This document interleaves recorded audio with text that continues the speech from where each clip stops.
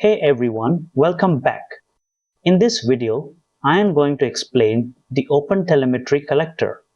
If you have ever struggled to keep your observability agents in sync across 50 different microservices, you know the pain of configuration drift. This one concept is the difference between a unified observability strategy and a brittle, fragmented mess that breaks every time you update a library. Let me show you how to centralize your entire telemetry pipeline. So why is this a problem? Imagine you have 20 microservices. If each one is responsible for sending its own logs and metrics to 3 different monitoring backends, your application code becomes bloated with vendor-specific SDKs. If you need to change your backend provider or update an authentication token, you are looking at a full-scale redeployment of your entire architecture. That is exactly the point where most engineering teams start seeing massive reliability issues. So what is an OpenTelemetry Collector exactly? It is a specialized service that acts as a middleman for your monitoring data. Think of it like a massive international airport hub. Your application services are the passengers arriving from all over the world.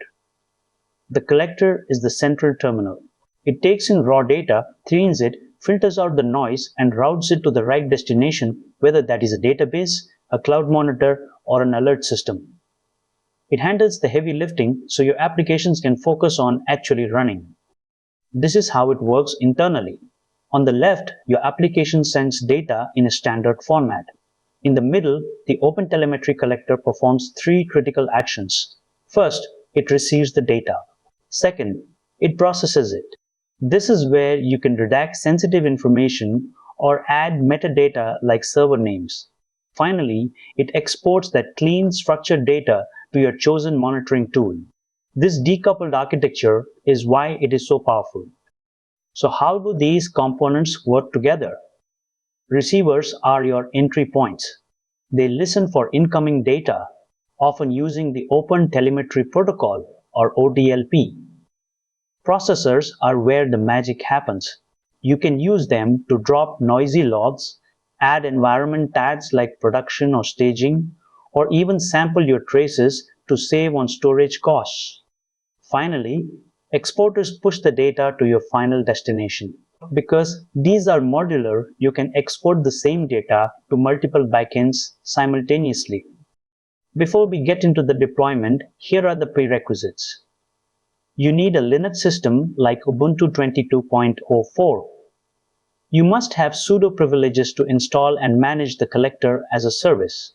You also need Docker installed and running. Verify this by running the Docker version command in your terminal. Ensure you have your observability backend endpoint ready because the collector will need somewhere to send the data. Take a moment to review each point shown on screen. Here is how you start the collector. We run it as a detached Docker container. We map ports 4017 and 4018, which are the standard ports for OTLP traffic. We also mount a local configuration file into the container. This ensures the collector knows exactly what to do with the data it receives. The command is straightforward, but that configuration file is where the real work happens. To verify, run the docker ps command. You should see the container running within status of up. If the status is exit or restart, it usually means there is a syntax error in your configuration file. We will look at how to debug that in a moment. This is a production-ready configuration. On lines 1 through 5, we define our receiver. We use the batch processor on line 7 to group data points together, which significantly reduces network overhead. Lines 9 through 11 define our exporter. Finally, lines 13 through 17 define the pipeline. This tells the collector to take data from our OTLP receiver, run it through the batch processor, and then log it to the console. When you check the logs, you should see the collector confirming it is ready to serve. If you see this message, the receiver is active and listening for incoming traffic from your applications. This is the successful state you are looking for. A common mistake is a simple indentation error in the YAML file.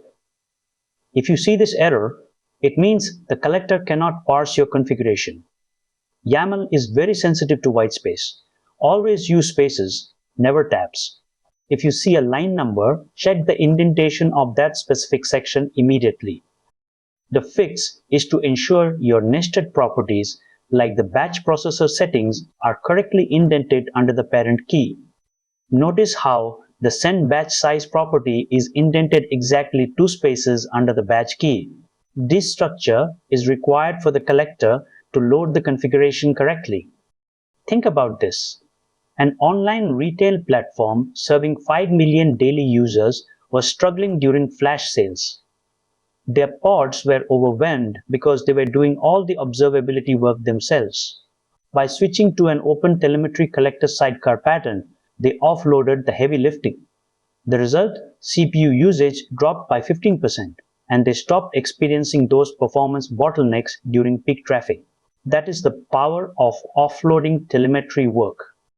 So when should you use this? Use the collector.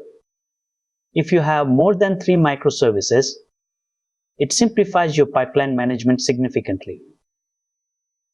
Use it if you need to mask sensitive data before it hits your backend. Use it if your apps are slow because of observability overhead. Do not use it for tiny, single-service apps where it is just extra work. Also, avoid it in strictly serverless environments where you cannot easily manage a container sidecar. Use these criteria to decide if this tool is right for your situation. To recap, the collector is your central hub for all observability data. It offloads heavy processing from your apps, keeping them fast. Its modular design means you can switch backends without changing your application code. You can use it to filter and batch data, which saves you money. Finally, keep a close eye on your YAML indentation. I hope this helps you build a more robust observability pipeline. These are the core concepts to carry forward from this video. I believe this video will definitely be a useful video. If you like the video, please do like and hype the video. Also share it with your friends and groups. It may be useful to somebody else. If you have any doubts or any requests, please let me know in the comments. Make sure you have subscribed to stay updated for our regular videos. Join our WhatsApp community using the link in the description because we share more knowledgeable content every day. Thank you for watching. See you soon in the next video.